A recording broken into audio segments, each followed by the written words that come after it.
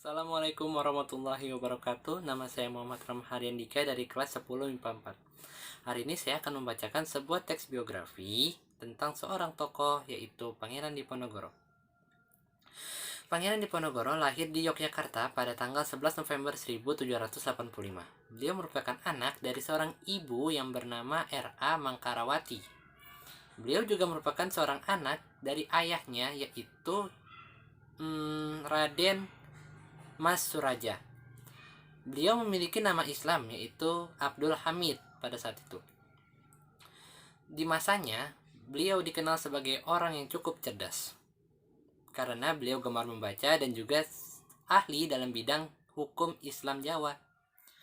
Beliau juga dibilang cukup romantis karena dia sudah beberapa kali menikah dalam hidupnya. Hasil dari semua pernikahannya itu, beliau sudah memiliki 12 orang putra dan juga 5 orang putri yang tersebar di seluruh dunia. Beliau juga bisa dibilang sebagai orang yang bisa bercanda dan juga lucu. Bahkan sampai-sampai beliau dibenci oleh komandannya pada saat itu. Ketika beranjak dewasa, Pangeran Diponegoro menolak keinginan ayahnya untuk menjadikannya seorang raja pada saat itu. Karena menurut dia, pada saat itu, beliau masih belum layak untuk menduduki posisi tersebut. Jadi dia menolaknya. Beliau juga pernah ditunjuk sebagai salah satu perwakilan untuk mendampingi Sultan Hamengkubuwono Hamengkubuwono kelima pada tahun 1822 yang saat itu sedang berumur 3 tahun. Ada banyak perang juga yang dia ikuti dan dia pimpin. Salah satunya perang Diponegoro pada yang berlangsung selama 5 tahun, yaitu sekitaran tahun 1825 sampai 1830. Beliau juga memimpin perang-perang tersebut. Tahun demi tahun pun telah dilalui. Perang-perang melawan penjajah tersebut akhirnya dilanjutkan oleh para putra-putranya. Selama peperangan, pasukan Hindia Belanda kerugian sekitar 15.000 pasukan tentara, yaitu 8.000 pasukan Belanda dan 7.000 pasukan pribumi yang pada saat itu ikut berperang.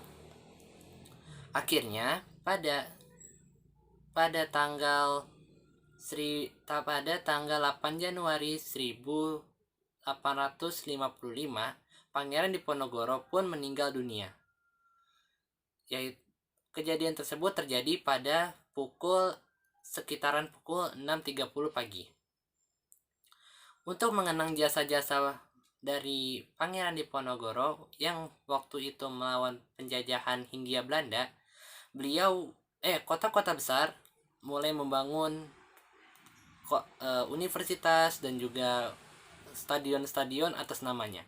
Ada juga kota-kota besar yang memiliki nama jalanan yang diambil dari nama Diponegoro, yaitu di daerah Makassar.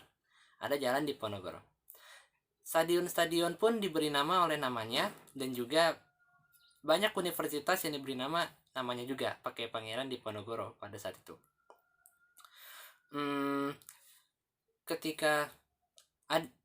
Saat itu juga ada yang membangun patung besar untuk menghargai jasa-jasa dari Pangeran Diponegoro yang telah memperjuangkan kita dari para penjajah pada saat itu.